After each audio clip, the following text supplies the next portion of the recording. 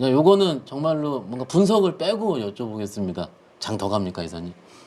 더 할 것 같아요. 그죠? 예. 예. 아니, 여기서 폭은 좀 아주 많지 네네. 않다 하더라도 일단 지금 오늘 기준으로 3,400 거의 50까지 네네. 왔는데 근데 뭐 과거 통계도 그렇고 이렇게 신고가 나면 잘 안 꺾이죠. 더 오르거든요. 그리고 아직도 좀 더 간다고 보냐면 네. 저는 개인 투자분들이 너무 또 뒤늦게는 안 사셨으면 좋긴 하겠지만 아직도 개인 투자분들 주식 안 사세요. 아, 인버스 너무 사세요. 예. 그리고 근데 예탁금은 쌓이잖아요. 그렇죠. 근데 이 자금 언젠간 들어오거든요. 주식으로. 대기 자금인데 네네. 죽어도 오를 때는 안 사세요. 맞아요. 그러니까 근데 이제 둘 중에 하나거든요. 이제 좀 흔들릴 때 사실 수도 있고 네. 그래서 제 생각엔 지수 조금만 빠지면 아마 들어와서 네네네. 그래서 또 시장 쉽게 안 빠질 것 맞아요. 같고 맞아요. 근데 만약에 올라갈 때 쫓아가신다. 그럼 위가 한 번 더 열려버려요. 그렇죠. 예. 사실은. 그래서 이런 수급적인 영향도 있어서 제 생각엔 일단 좀 아직은 더 갈 수 있다. 이렇게 좀 보고 있습니다. 일단 또 긍정적인 코멘트를 주셨고요. 일단 이번 달에 저 오늘 촬영일 기준으로 봤을 때 9월에만 외국인들이 6조 9천억, 거의 7조 샀거든요. 네.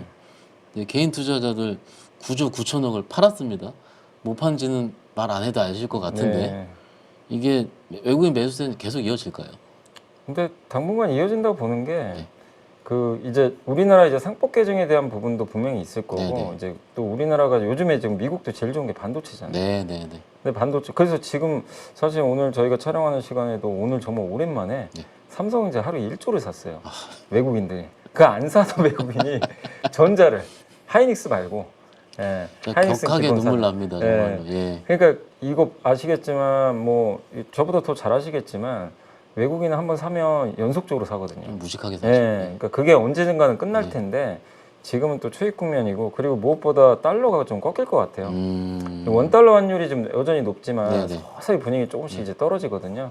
이런 거 이제 종합해 보면 달러 약세기에 외국인은 또 구조적으로 더 들어왔기 때문에 저는 당분간 이게 5조 원어치 샀지만 사실 여전히 그 외국인들 지분율 평균과 비교해 보면 아직도 낮은 수치예요. 과거에 비교하면. 왜냐하면 지난 몇 년간 주구장창 팔아나가지고. 엄청 팔았죠. 그래서 요거 좀 채우는 부분도 있기 때문에 저는 어쨌든 지금 국내 증시 이게 6조 뭐 7조 샀지만 여전히 뭐 더 살 여력은 충분히 남아 있다. 그래서 뭐 일시적인 게 아니다. 더 이어질 것 같다. 이제 관건은 그거예요.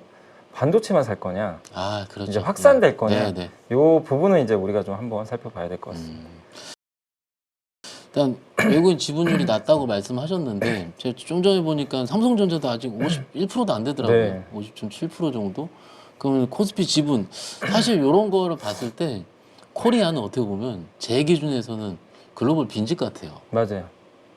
완전히 빈집이죠. 그렇죠. 그러니까 이 빈집을 채워 나가는데 이게 더 채워 나가겠죠. 그러니까 더 채워나간다고 이렇게 네. 보는 이유는 뭐냐면 일단 이제 요즘에 외국계 증권사 보고서도 많이 공유들이 되잖아요. 네, 이제 그런 거 보면 엄청나죠. 예. 공통적으로 이제 이런 경우가 없었죠. 한국 주식시장 재평가 얘기를 한 적은 없어요. 아, 그렇죠. 근데 진짜 그런 보고서 많이 네, 나오는 게 우리나라 기업이익과 상관없어요.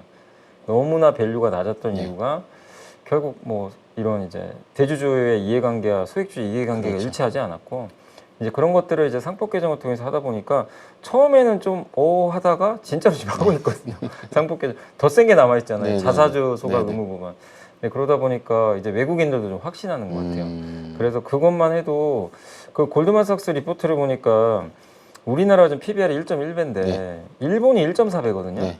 근데 일본보다 ROE가 높아요. 자기 자본이익률이. 아, 그렇죠. 그렇죠. 그러면 사실 이게 말이 안 되거든요. 네, 네. 자기 자본이익률이 높으면 PBR이 높아야 네, 네. 되는데 한국은 높은데 일본보다 낮다는 건 두 나라 중에 뭐 하나 잘못된 거예요, 그렇죠. 지금. 그래서 그것만 따져도 PBR이 1.4배만 가도 4천 넘거든요, 사실은.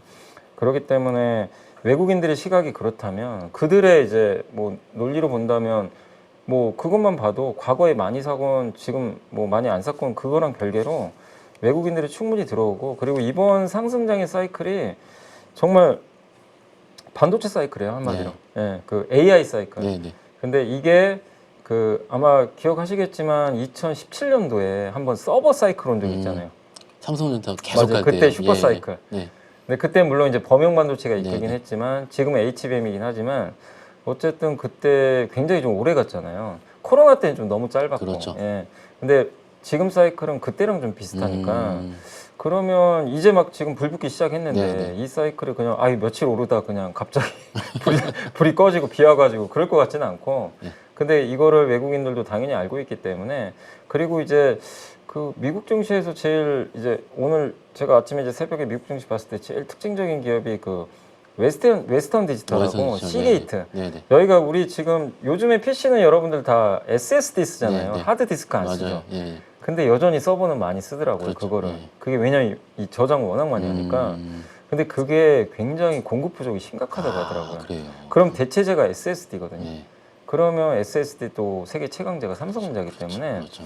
덩달아 좋고 그래서 이게 갑자기 이런 낸드 쪽도 갑자기 살아나니까 기대를 안 했던 그래서 이 사이클이 생각보다 좀 오래 가는 그런 사이클로 좀 바뀌어서 외국인들은 아마 저는 더 이런 두 가지 이유만 좀 보더라도 뭐 어디까지 들어올지 모르겠지만 당분간 계속 외국인들은 좀 살 가능성은 높다.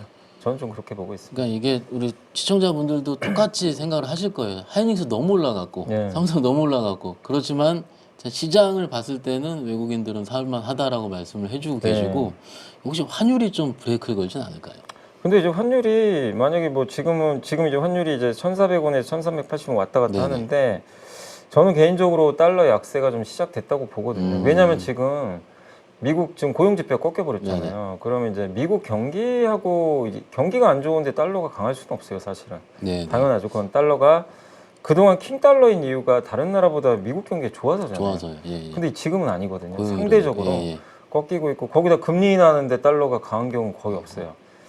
예, 그런 상태고 또 이건 트럼프가 또 원하는 그림 중에 그렇죠. 하나죠. 예, 예. 달러 약세도 계속 원했고 그리고 그렇게 단기 금리 떨어지는데도 안 떨어지던 30년 만기 국채 금리까지 꺾이기 예. 시작해요. 며칠 전부터 꺾이기 네. 시작하더라고요. 이 얘기는 뭐냐면 이제 결국 달러의 약세가 그렇지. 좀 더 이어질 수 있다. 음. 그래서 우리나라는 또 반대로 정부가 이제 돈 풀어가지고 좀 네네. 재정 약간 살리잖아요. 네네. 예. 그래서 그런 거 좀 비교해 보면, 근데 물론 옛날처럼 이 상황이면 옛날에 우리나라 투자자분들이요, 네.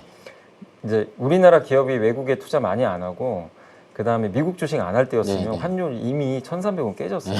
그렇죠. 이미 예전 같으면. 네네. 근데 지금 왜 잘 안 떨어지냐면 고정적으로 달러 수요가 너무 많아요. 수요가 있으니까. 우리나라 예, 지금 왜냐하면 미국에 투자도 해야죠. 그래서 개인 투자분들 여전히 미국 주식 워낙 그렇죠. 많이 예, 하니까 제가 사실 이제 대학생분들이나 이렇게 강의하러 이렇게 한 번씩 다니면 진짜 한국 주식 잘 안 합니다. 그냥 기본 그래요. 세팅이 다 미국 주식이에요. 그러니까 이제 그런 기본적인 어떤 수요 자체가 달러 수요잖아요. 그러다 보니까 그래서 이 환율은 좀 여전히 좀 높지만 전 결국 꺾일 수밖에 없다. 근데 환율이 여기서 만약에 1,380원 깨고 1,450원 밑으로 가잖아요. 그럼 한 단계 더 레벨업 되는 그렇죠. 거죠. 지수 네, 자체는. 네, 외국인 네. 더 살 네, 거거든요. 엄청 사죠. 예, 그래서 아마 외국인이 저는 파는 시점은 오히려 1,300원 초반 정도 가면 그때는 오히려 좀 팔 거는 같아요. 그래서 여전히 뭐 오히려 그러니까 1,400원 넘으면 위험하겠죠. 뭐 그런 것만 아니라면 환율이 브레이크를 걸진 않을 것 같다. 이렇게 보고 있습니다. 네, 뭐 저도 방송을 하고 다니긴 하지만 이게 제 6월달에 증시 지금처럼 올라올 때요. 네. 제 입에서 유동성 장세하고 말이 나올 줄 몰랐다는 얘기를 했거든요. 이게 그만큼 정부에서도 유동성을 풀어가고 있는 중이고 네. 환율도 이렇게 되고 그리고 달러 약세 이러면은 솔직히 좀 시장이 나쁘진 않겠죠. 이 정도 네. 상황이라면. 그래서 이게 그러면 한 단계 더 레벨업 되려면 환율이 빠져야 되는데 당연히 말씀을 하셨고 그랬는데 재료적인 측면에서 봤을 때 우리가 예를 들어 4,000이 가려면 혹은 3,800이 가려면 네. 좀 뭐가 좀 선결이 된다고 생각을 하십니까? 일단 정부 정책이 그대로 가야 돼요. 그러니까 아시겠지만 8월에 한번 부러졌잖아요. 그때 그건 뭐 당연히 정부가 네네. 지금 생각하면 좀 왜 그랬나 싶을 정도로 왜 굳이 기재부 안에서 처음 기재부에서 나왔- 예. 왜 이렇게 그리고 그걸 국민들 여론이 이러면 빨리 국회에서도 결론 냈잖아요. 그렇죠. 예. 그럼 빨리 했으면 좋은데 너무 약간 우리 입장에서 그거예요. 왜 이렇게 간보지? 뭐가 왜 뭐지? 그 약간 이제 뭐가 좀 불확실한 느낌이 좀 들다 보니까 시장이 흔들렸는데 근데 이재명 대통령이 잡았잖아요. 바로 네. 뭐 굳이 10억으로 낮출 네. 뭐 그런 건 아닌 것 같다 이러면서 이제 일단락이 돼버렸는데 근데 혹시 또 모르죠. 막 이렇게 자사주 소각 법안이라든가 지금 배당소득 분리과세도 25%가 돼야 돼요. 네. 근데 만약에 35로 되면은 돈 안 넘어옵니다. 예, 부동산에서. 되게 네. 실망할 것 같아요. 네, 네. 근데 이거에 대한 좀 불확실성 좀 남아 있어요. 네. 그래서 그런 것들이 그냥 그 애초에 우리가 원하는 대로만 그냥 깔끔하게 이렇게 되면 뭐 사천 가는 건 그렇게 문제 아니에요. 사천 가도 그냥 일본 정도예요, 사실은. 네, 네, 네. 이게 아주 비싼 건 아니기 때문에 다만 이제 걱정되는 거는 그런 것들이 우리 8월에 봤던 것처럼 정부가 또 약간씩 한 번씩 좀 이렇게 상처를 내면 좀 힘들 수 있다 이렇게 보는 거고 그리고 이제 또 한 가지 이제 뭐 증시가 더 올라가기 위해선 반도체가 여기서 어쨌든 달려줬는데 네, 네. 지금 조방원 좋고 뭐 반도체 좋은데 우리나라 시가총액을 이렇게 딱 보시면 반도체 다음 바이오예요. 네. 제약바이오가 2등, 네. 3등이 자동차. 2차 전지. 2차 전지. 예. 예. 이 두 개가 안 가요. 음. 좀 버벅대고 있어요. 그러니까 바이오도 알테오젠이나 이런 건 같지만 우리가 이제 생각하는 코스피의 삼성바이오, 네. 셀트리온 잘 안 갑니다 지금. 얘네들이 가져야 돼요. 레벨업을 하고 2차 전지도 어느 정도. 그럼 왜냐면 이들이 2, 3등이에요 시총이. 그렇죠. 비중이 너무 커요. 근데 그래도 그 밑에 조방원이나 금융, 은행 이런 것들이 이제 다 다 쳐져요. 급등하면서 한 단계 레벨업 했는데 근데 이들이 계속 달릴 수가 없잖아요 사실. 계속 그러면 이들만 또 가가지고 4천 넘는다 어렵습니다. 그러니까 이들은 당연히 더 오를 수는 있지만 그 다음 바톤 터칭. 그런데 2차 전지는 아직은 좀 힘내기는 쉽지 않으니까 그래서 저는 제약바이오가 반드시 바이오, 힘내야 네. 된다. 그것도 그냥 알테오젠 말고 알테오젠 많이 갔잖아요. 삼바. 삼바나 셀트리온이 한번 그냥 가는 게 아니라 오늘 LED 디스플레이 10% 그렇죠. 올랐잖아요. 그러니까 이거에 버금갈 정도로 한번 폭발을 해줘야 돼요. 그러면 시총 2등 그룹이 움직여 버리는 그렇죠. 거예요. 그럼 네. 반도체도 강한데 네. 2등까지 가면 뭐 4천은 그냥 눈깜짝 그렇죠. 갈 수도 있는 거죠. 그래서 저는 이제 약간 그런 시총 순위로 봤을 땐 제약바이오가 힘을 좀 내줘야 빨리 갈 수 있고 네. 얘네가 힘 못 내면 오늘도 코스닥 빠졌거든요. 네. 그러니까 결국 바이오가 좀 저는 약간 키포인트다 이렇게 좀 생각을 하고 있습니다. 바이오 가려면은 일단 실적 개선이라든지 뭐 신제약 개발 업체 입장에서는 라이센스 아웃이 나오는데 네, 맞아요. 이런 게 좀 나올 것 같은데요. 네. 지금 10월, 11월 하반기에는 좀 네, 이슈들은 있더라고요. 몇 가지 네. 있으니까는 좀 기다려 보기로 하고요.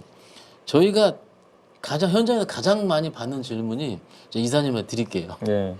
연휴 전에 팔아야 됩니까, 이사님? 이거에 대한 부담감. 아니요, 저는 제발 팔지 마시고 그렇죠. 이게 팔면 안 될 것 네, 같아요. 맞습니다. 아 근데 이거는 있어요. 아니 뭐 매일 트레이딩 하신 분들이야 네. 팔고 가야죠. 그분들은 뭐 포지션을 왜 갖고 갑니까? 그분들은 얘기 안 해도 아니 팝니다. 그냥 알아서 하시니까 네, 네, 네. 그죠. 뭐 굳이 10일 쉬는데 그 네. 불확실성 왜 견디세요? 네. 이제 매일 단타 하신 분들은 당연히 팔고 가시는 거고. 네. 근데 이제 이 방송 보시는 분들도 대부분은 중장기 투자하신 분들도 끌고 맞아요. 가시면 많으니까 맞아요. 그런 분들 대상으로만 말씀드리면 이번 장은 설사 단기 조정이 진짜 여기서 100포인트, 200포인트 빠져도 네. 그걸 파셔서는 절대 안 되고 팔면 못 사요. 맞아요. 예. 이 강세장 특징이요. 팔고 내려가도 못 사고요. 네. 왜냐하면 더 빠질까 못 빠질까. 사고 그리고 결국 조정 쪼주고 전고점 돌파하죠. 그럼 영원히 못 삽니다. 네. 진짜 못 사요. 미치죠. 네, 미쳐요 진짜. 하이닉스 보세요. 네, 그래서 안 파셔야 네. 돼요. 그냥 차라리 그냥 좀 고통을 견디세요. 빠지면 네. 그리고 더 사야죠. 음. 빠지면 기회죠 사실은. 네, 네. 기회니까 연휴 전에 저는 팔지 말자. 그리고 이번 상승장 이제 전고점 넘었잖아요. 네, 네. 그래서 이런 상승장이 뭐 그냥 한 달 만에 끝나는 경우는 없어요. 한 사실. 번도 못 봤습니다. 예, 예, 예. 되게 한 몇 달은 네, 최소한 2, 3개월은 가니까 그래서 약간 추석 때 실수는 있어요. 뭐 네, 이게 네. 약간 이제 변동성 나올 수 있지만 그걸 파는 게 아니라 좀 어떻게든 좀 더 사볼까? 약간 이런 관점으로 보시는 게 낫지 않나 싶어요.